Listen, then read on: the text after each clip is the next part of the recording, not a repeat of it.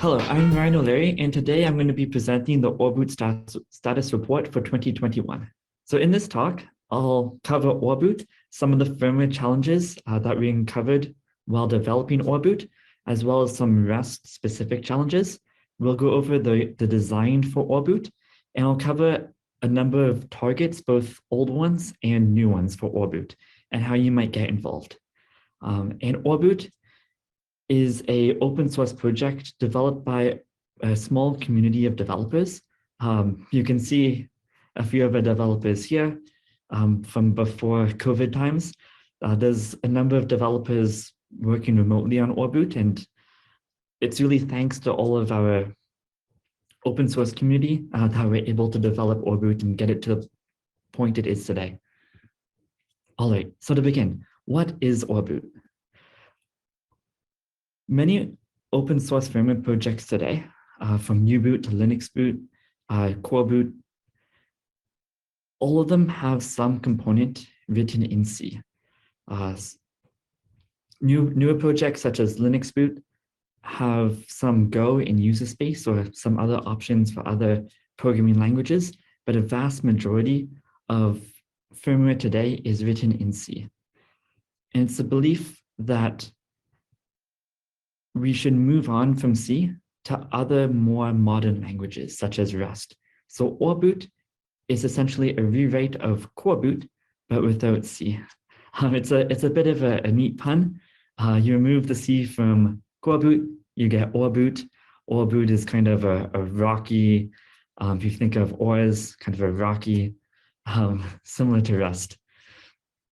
Anyhow, so oreboot is GPL v2. There's absolutely no C code. There's small pieces of assembly where necessary. For example, the initialization of the stack pointer, jumping from real mode to protected mode. Some things are necessary to be done in assembly.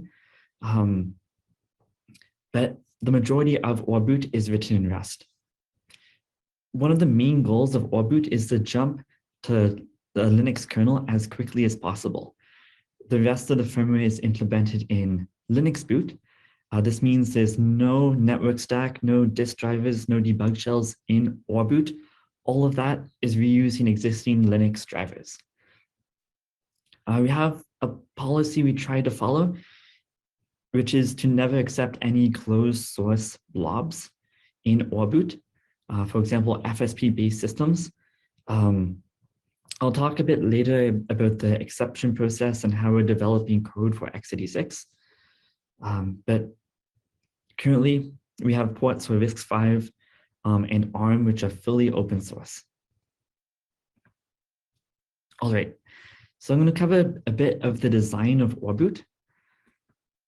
So here's the boot flow, the various stages of oreboot. So we start with the boot blob, which is primarily written in assembly code. So this initializes basic CPU functionality. It does a very simple print to the serial output, welcome to oreboot. It initializes what we call the cache as RAM phase, which uses some of the SRAM of the main CPU processor to load the subsequent ROM stage before memory is initialized. So the second stage is the ROM stage. This stage is fully written in Rust and is the main component of oreboot. It's fairly small. The current ROM stage, the current build for oreboot is about, I believe it's about 60 kilobytes. And its main primary focus is to initialize RAM so that we can load a payload. The next stage of oreboot is what we call the payloader stage. We call it the payloader stage because its sole focus is to load the payload. It doesn't have any superfluous drivers. It has that one job of loading the payload. No USB stack, no storage drivers. It can't read from the SD, can't read from the hard drive. All it is capable of is loading a Linux payload from Flash. The following stage is the Linux boot stage. The Linux boot stage is a Linux boot kernel with an innate ramifest such as uroot. The Linux boot kernel can read from the hard disk, it can netboot and it will kexec into whatever operating system you desire to boot on the system. All right, so here's a brief overview of the driver model for oreboot. In the driver model, each driver implements the following set of functions. It's sort of like an interface in Rest. It's called a trait. So they'll have an init function, shutdown function, a read function, and a write function. So the P you see in front of read and write, that stands for positional read. So there's a fixed address, a fixed position that you read from the driver. So for example, with a SPI driver, you could read from any specific offset that you specify.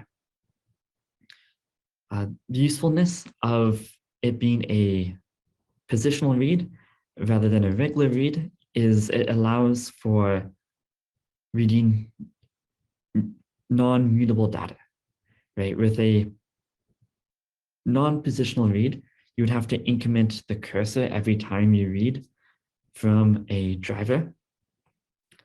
Whereas with a positional read, it's what they call idempotent. So you could reread the same block of data multiple times without mutating the driver. The two new functions we've added to the driver interface since last year are the control and stat functions. The control and stat functions provide an interface for additional driver control besides accessing raw data. It's our intention to remove the init and shutdown functions from the driver interface and combine them into the control function. Passed into the control function is an enumeration with various actions such as on, off, pause, resume, and TTY for serial devices. Here are some examples of drivers inside of oreboot. So we have the memory driver, which reads and writes to physical memory. We have various serial drivers such as PL011, NS16550 for various platforms.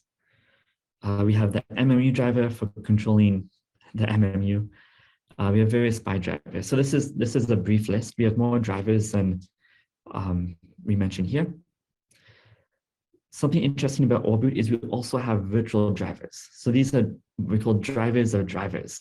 Drivers which are higher order and calling to other drivers. And I'll give an example of this on the next slide. So for example, the console driver contains a slice of UART drivers. So whenever you write to the console driver, it forwards that write to multiple UART drivers. This is very useful, for example, if you want to copy the same serial output to multiple serial devices, as you can see in this chart here. One very useful property of using Rust is we get printf for free. As you can see here, on the last line of this code snippet, you can see we're using the format arguments. And this converts, for example, the 7, which is an integer, to the string 7. We don't have an implementation of printf in oreboot itself. This implementation of printf comes from the standard Rust library.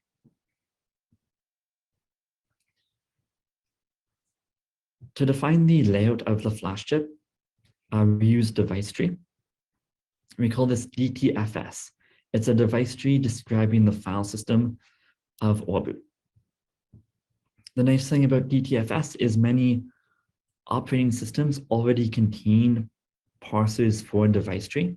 We simply pass the device tree to the Linux kernel, and it shows up under /sys/firmware/dt. We don't have to implement additional interfaces to the kernel. It's easy to parse. We have a device tree parser inside of oreboot. It's self-describing, and it can also be used for other sorts of metadata. All right, I'm going to cover some challenges that we're facing in Rust. So the first large challenge is for oreboot, we forbid dynamic allocation. So there's no malloc anywhere in oreboot. All memory is initialized on the stack. And this might seem hard at first. Lots of modern software today uses dynamic memory allocation, but we find after a while it's pretty easy to get used to. All arrays are pre-declared on the stack. One very useful property of this is that we can guarantee the amount of memory, the maximum amount of memory that oreboot will use. And we can guarantee at compile time that it will fit inside of SRAM or on systems with little memory. There's a tool we use called cargo call stack, which determines the maximum stack size of your program. Another challenge for Rust that we haven't fully developed a solution yet to use coroutines, but something we plan to do is since boot time is very important, it's very useful to have a quick boot time for many systems. We found that firmware often is waiting for I/O. It's often polling on I/O devices. So for example, the UART speed on your system is generally very slow compared to the CPU speed. And the CPU is essentially polling until each character is piped out to UART. Instead, we want to use a coroutine-based model, which Rust offers, called async await. So while oreboot is blocked on I/O, another coroutine can run to perform other actions. So for example, you can be reading from SPI at the same time you're printing serial to the UART interface. So this is something that is still in development and sort of an area we're also looking for help to develop. It's quite a complicated system, but Rust offers some great language features for this called async await, which are also safe in terms of concurrency models. All right, so the final part of this talk is going over the various targets that we support in oreboot. So the first target implemented for oreboot is a QEMU system ARM. This is a virtual machine based off of QEMU. It's the VIRT architecture. This was very easy to implement thanks to Rust. It only took 2 days, mainly because memory is already initialized. The device tree we used was hard-coded, and this was a very simple port to create. The second port for oreboot was the Hi5 Unleashed. This is essentially 4 hearts, which are a 4-core RISC-V architecture. It's Linux capable. In our port, we ran Linux in M mode. So this is a mode below S mode, so it's machine mode.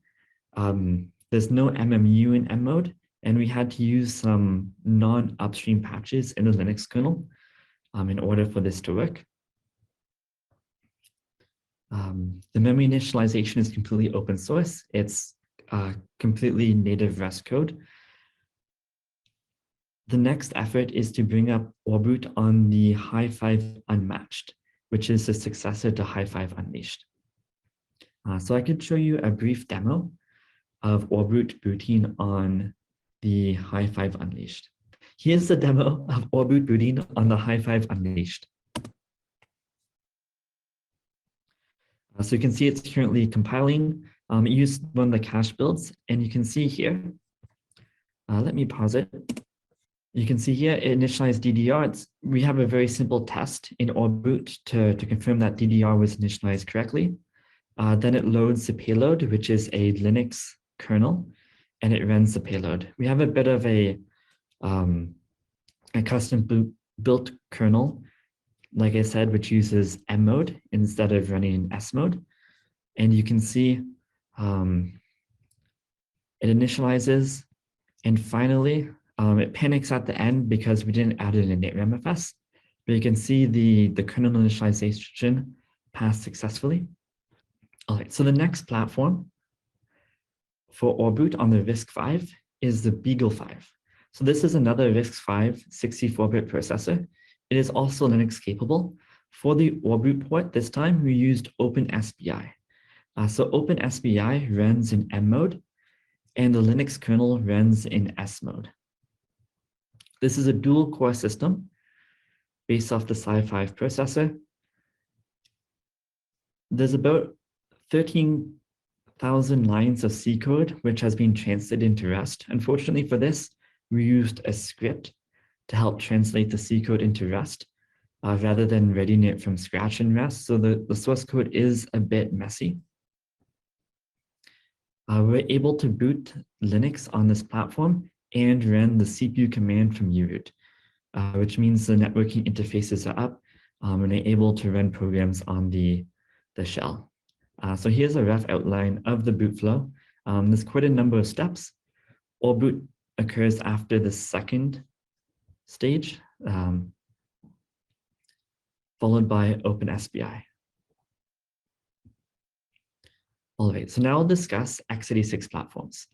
So before we start on x86 platforms, you recognize the only option was to include some form of binary blobs. So we absolutely prefer the firmware to be as open source as possible for oreboot. However, for these platforms, we had to include, for example, FSP or ME in order to boot the system at all. And there's a few more requirements listed here, but you could find all this on the oreboot GitHub, and these are sort of the grand rules we try to follow to make oreboot successful. So the first x86 platform is the AMD ROM. We have a bit of assembly code to jump from the real mode from 16-bit mode all the way up to protected mode and to enable paging. Like I mentioned previously, it's impossible to implement this in Rust. You really need some assembly code. There are very few assembly code instructions, probably about, I think about 200 now. And they occupy the first or the top few bytes of the flash chip. We enter the Rust as soon as possible. UART is enabled, and we parse the flattened device tree, which contains the other areas of the flash chip to load the Linux kernel. We're able to successfully boot the Linux kernel on this AMD ROM platform and run the uroot shell. However, there's a number of to-dos, such as we need correct E820 tables, symmetric multiprocessing, for example, multiple cores doesn't quite work yet. PCI Express is still a work in progress. ECPI table generation is still a work in progress. There are many areas to improve, but we have a basic proof of concept for oreboot on AMD platforms. Another AMD platform is the Zork Chromebook. This platform is mainly developed by Ron. The oreboot port was mainly developed by Ron Minnick for this platform. The idea is to replace the core boot block with oreboot. It's a very small boot block, and it's built into CBFS. There's no need for an FSP on AMD platforms. It's really managed by Agiza. There's quite a number of to-dos for this. There's some issues with PSP and signing. Please follow up with Ron Minnick if you're excited about this project. Finally, the oreboot port I'm most excited about is oreboot plus FSP. So this will enable booting oreboot on x86 platforms. FSP binaries are redistributable and downloadable from GitHub. This is very similar to the coreboot plus FSP model, just we're using Rust. we're able to bind oreboot to FSP binaries using a custom API we've implemented inside of Rust. We use this tool called bindgen to automatically generate the documentation based off of the FSP API. And we're able to call the FSP directly from Rust code. There are a number of features that we have for interfacing with FSP. For example, we have a hub parser inside of Rust. We're able to generate the user-provided data to provide to the FSP API mode from Rust. The current targets that we have are QEMU-based FSP, as well as the upstream board.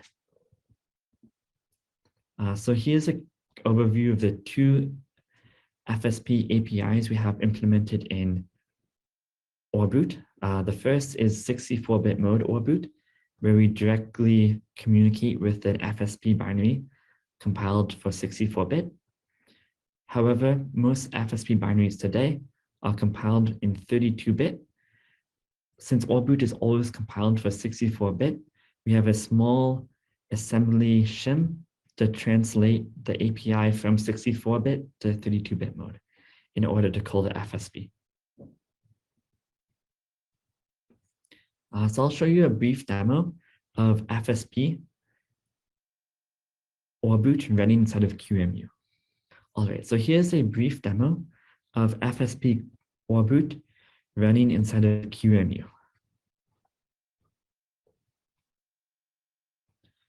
So we cd to the directory. It's under the emulation subdirectory of mainboards. The build is cached. We have an issue right now that it rebuilds the QEMU FSP every time we rebuild this platform. So the QEMU FSP, it's available in source code on GitHub under the FSP SDK. And you can see here, it ran very quickly, so we missed a bit of it, but you can see at the end, it parsed the harbs emitted by the FSP, printed their addresses and details. So you can see in the demo, it booted very quickly. Here's a snapshot of the part of the FSP boot that we missed. You can see here, we parsed the FSP header, and we emit some of the details, for example, the size of the FSP, the entry point, etc. This is all information based off of the FSP 2.0 documentation. You can see some of the output from FSP itself. So the next step, so we have it working in QEMU. The next step is to run oreboot FSP on actual hardware. So the first board we're trying to bring up is the upstream.